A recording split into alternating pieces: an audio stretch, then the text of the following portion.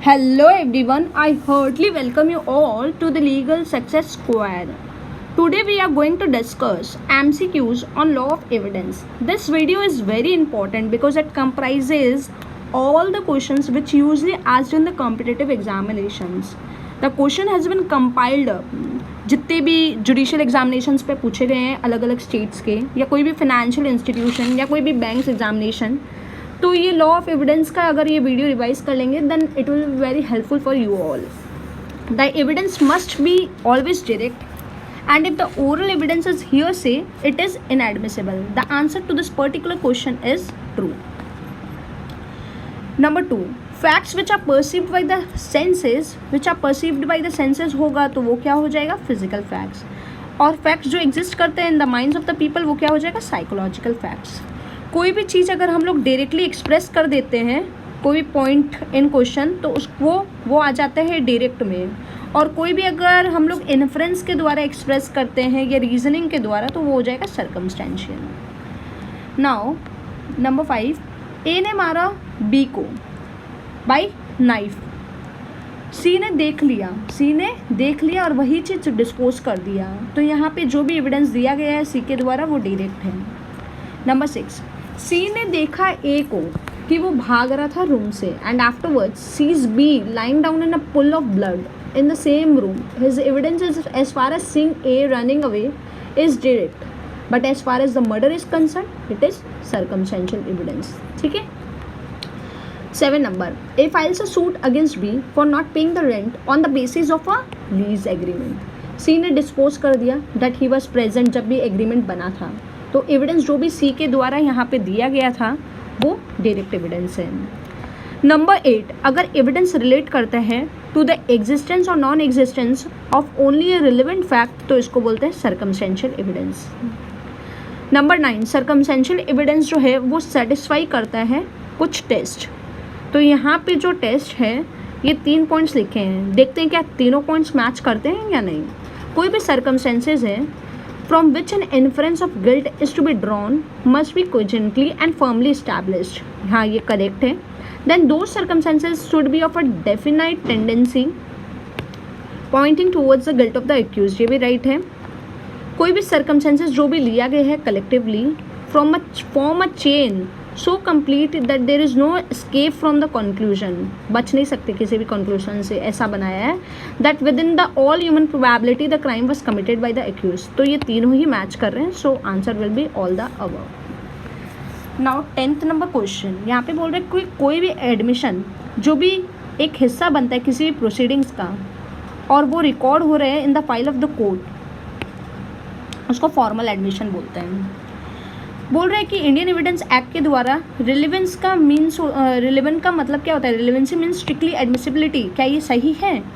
तो आंसर इसका options false है, ये नहीं है. 12th नंबर क्या है कि कोई भी एविडेंस को मटेरियल एविडेंस कब बोलते हैं और कौन से एविडेंस को बोलते हैं, तो वो हो जाएगा real evidence. Number 13, oral admission as to the contents of the documents are not relevant unless and until the party proposing to prove them shows that he is entitled to give secondary evidence of the contents of such a document under the rules hereinafter contained, or unless the genuineness of a document produced is in question. The answer to the particular question is correct, that is true. Now the contents of the document वो proof कैसे होगा, either by primary evidence or by secondary evidence. It is true. Admission itself is hearsay evidence. It is true. Now 16 number क्या बोल रहे हैं कि कोई भी कन्फेशन अगर कोर्ट ऑफ लॉ में हुआ है या रिकॉर्ड हुआ है मजिस्ट्रेट के द्वारा 164 CRPC तो उसको क्या बोलते हैं, जुडिशियल बोलते हैं. 17th नंबर, एक्स्ट्रा जुडिशियल कब हो जाएगा, ये जुडिशियल हुआ जो कोर्ट ऑफ लॉ में हुआ है या रिकॉर्ड हो रहा है 164 CRPC के अंदर, और एक्स्ट्रा जुडिशियल हो जाएगा जब आउटसाइड द कोर्ट हो रहे हैं, जो कि पुलिस को भी बोल सकते हैं, फ्रेंड्स, एनिमीज, वाइफ्स, नेबर, तो वो एक्स्ट्रा जुडिशियल हो गया. नाउ तो ये हम लोग 2 पढ़ लिए, जुडिशियल, एक्स्ट्रा जुडिशियल. अब रिट्रैक्टेड ही होगा ऑब्वियसली. रिट्रैक्टेड का मतलब क्या होता है कि कोई भी कन्फेशन जो भी अक्यूज किया है कहाँ पे, बिफोर द ट्रायल बिगिंस. याद रखना बहुत ही इंपॉर्टेंट है. Before the trial begins by which he admits to have committed the offence, कि हाँ मैंने किया है, but which he repudiates at the trial, पर बाद में क्या करते हैं, रेप्यूडिएट कर देता है, कैंसिल कर देता है कि नहीं ऐसा नहीं किया ट्रायल के समय। ट्रायल से पहले कन्फेस करता है, फिर ट्रायल के बाद ट्रायल के समय रेप्यूडिएट कर देता है, तो उसको रिट्रैक्टेड बोलते हैं कन्फेशन। 19th नंबर का आंसर क्या हो जाएगा, अगर कोई एब्सोल्यूट रूल ऑफ लॉ नहीं है कि dying declaration can not form the sole basis of conviction unless corroborated, ऐसा क्या है, तो इसका हो जाएगा आंसर ट्रू, क्योंकि कोई एब्सोल्यूट रूल तो है नहीं इस पर्टिकुलर लाइन का जो भी। क्वेश्चन नंबर 20 यहाँ पे क्या बोल रहे हैं कि each case must be determined on its own facts keeping in view the circumstances in which the dying declaration was made. तो हाँ, determined on its own fact, तो ये करेक्ट है। 21 यहाँ पे क्या बोल रहे हैं कि एस्टॉपल जो है वो डील करता है with the question of facts end of rights, तो यहाँ पे आंसर क्या हो जाएगा, ये पार्टली ट्रू हो जाएगा। 22 A dying declaration is a weaker kind of evidence. It does not stand on the same footing as any other piece of evidence. ये particularly ये line जो है वो false है। 23 क्या हो जाएगा आपका कि a presumption is an inference drawn from the two facts which are already proved or need not be proved. The answer to this particular question is true. Now section dash of the Indian Evidence Act deals with the latent ambiguity, तो इसका answer हो जाएगा 95।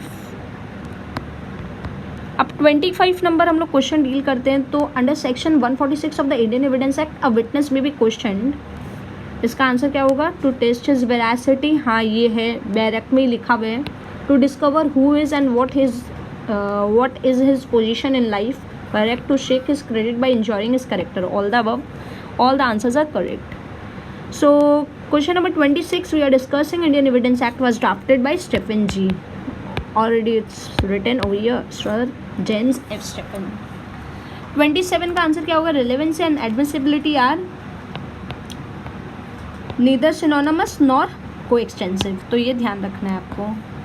28 का क्या हो जाएगा answer, what is correct as regards the admissibility of self regarding statements, तो यहाँ पे हो जाएगा self harming statement is admissible but a self serving statement is generally inadmissible. तो ये याद रखना है, अपने बारे में जो भी हार्मफुल स्टेटमेंट है which is going against us is admissible, but I am favouring the statement is favouring my self is inadmissible, so this will be the correct answer. अब आगे चलते हैं हम लोग 29th क्वेश्चन पे चलते हैं। यहाँ पे क्या बोल रहे हैं कि लॉ ऑफ एविडेंस में कोई जनरल रूल है, opinion on a matter of fact and law both are relevant, तो यहाँ पे क्या हो जाएगा, फॉल्स हो जाएगा। 30 क्या है आपका, फैक्ट्स कैन बी, ये दोनों ही अभी पढ़े थे अपने physical facts and psychological facts. 31 क्या हो जाएगा आपका, लॉ ऑफ एविडेंस इज, क्या हो जाएगा यहाँ पे, लेक्स स्टोरी।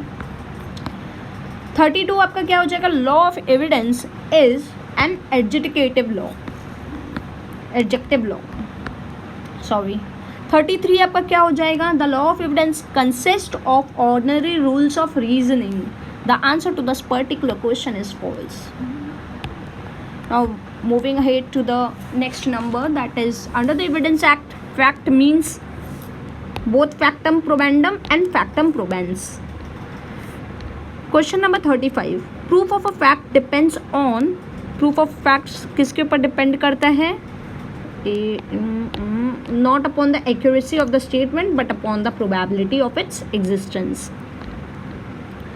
36 आपका क्या बोल रहे हैं कि standard of proof in civil and criminal cases is the same, no, false. 37 under the law of evidence the relevant fact must be legally relevant. 38 question of mode of proof is a question of mode of proof, वो जो है वो question किसका हो जाएगा, law which can be raised at any time, नहीं, B number देखते हैं, procedure but has to be raised at the first opportunity and stands waived if not raised at the first opportunity, तो ये ध्यान रखना है आपको। 39 का आपका हो जाएगा, fact in issue means the fact existence और non existence of which is disputed by the parties. Number 40 relevancy is question of law which can be raised at any time, 41 आपका क्या हो जाएगा, self regarding statement can be self serving और self harming statement which we have discussed before. 42 क्या हो जाएगा आपका, the facts which form part of the same transaction are relevant, वो जो है जो सेम ट्रांजेक्शन का पार्ट होता है वो रिलेवेंट सेक्शन 6 में हो जाएगा, that is registry.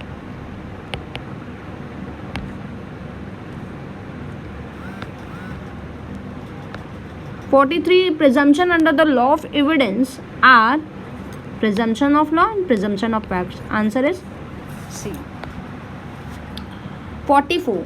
Evidence under the Indian Evidence Act includes both ocular and documentary evidence.